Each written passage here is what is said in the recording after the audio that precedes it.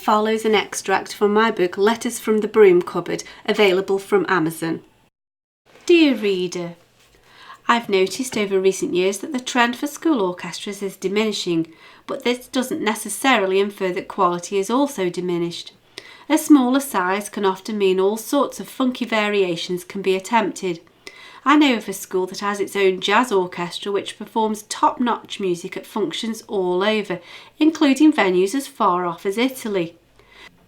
When I was a student, my school orchestra was a traditional orchestra with quite a large number of musicians and boasted unusually large numbers of oboes, bassoons, cellos and violas, as well as the usual violins, flute and clarinets. However, the only place we ever ventured to was Barlaston, North Staffordshire. Ah me, they were innocent days, and if they weren't, it went over my head. The highlight of each day was a walk in the grounds and an excursion to the local sweet shop, rather than the expected unofficial attempt at the off-licence. Not that we'd a chance of getting served, even if we'd tried. The wonder is that we never even thought to attempt it. The height of my rebellion was to once hide some cans of light beer inside the cabinet of my piano because my friend had bought them but didn't like the taste and didn't know how to get rid of them quickly without her mum smelling them from the drains. We didn't think of pouring them down the loo and following it with successive flushings. Nevertheless, we hugely enjoyed our annual orchestral holiday, and each year it was long awaited. I still remember with fondness breaking off for sectional practice. About half a dozen of us were seated in a circle inside the huge bay window of the vast Georgian house, rehearsing an arrangement of Mozart's Eine kleine Nacht music whilst looking out into the gorgeous park of rhododendrons and azaleas. Not that I knew their names back then. It cultivated a deep and genuine love for the beauty of classical music, and it encouraged a true appreciation for participating in live musical performance.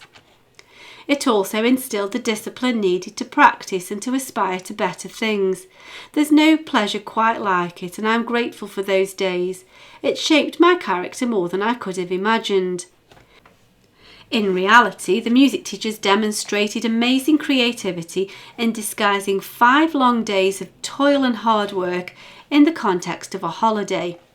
Each day we'd be up at 7:30 so as to be breakfasted and seated at our music stands by 9 o'clock sharp.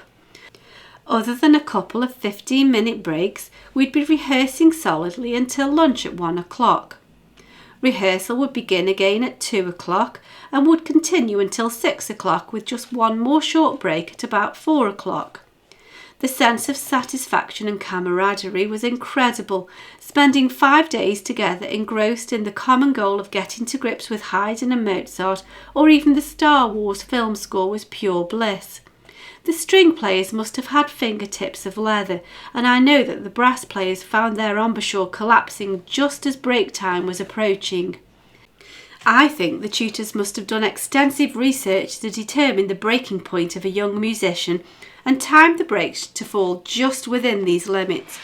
We wind players had it relatively easy, although I was ready enough for juice and biscuits. The only real break from this gruelling schedule was the daily lunchtime walk. I can assure you that we genuinely needed some fresh air and a sugar boost. And one afternoon off timetable in the middle of the week for jolly organised activities.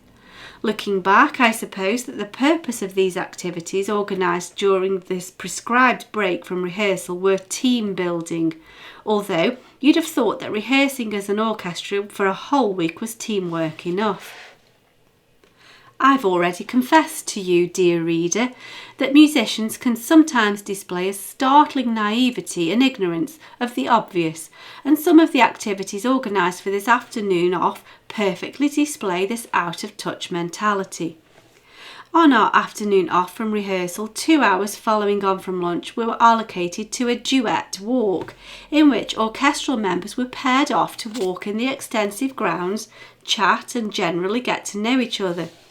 The organisers had attempted a flash of creativity in keeping the titles of the activities music-related, but they'd missed an important factor, especially when you consider that this was a group of teenagers. In an attempt to be objective and to pair off students without bias, names were picked out of a hat.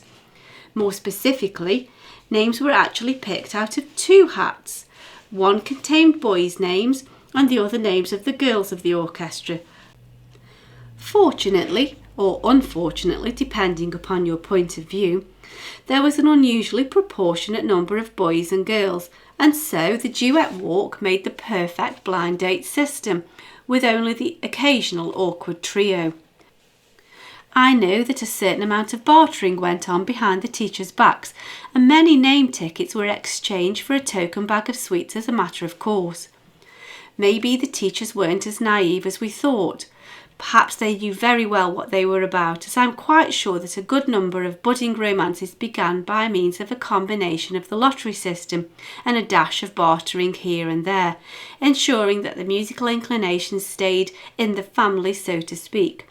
It's highly likely that second and third generation brass, wind and string players are a direct result of the Duet Walk and a surreptitious bag of sweets.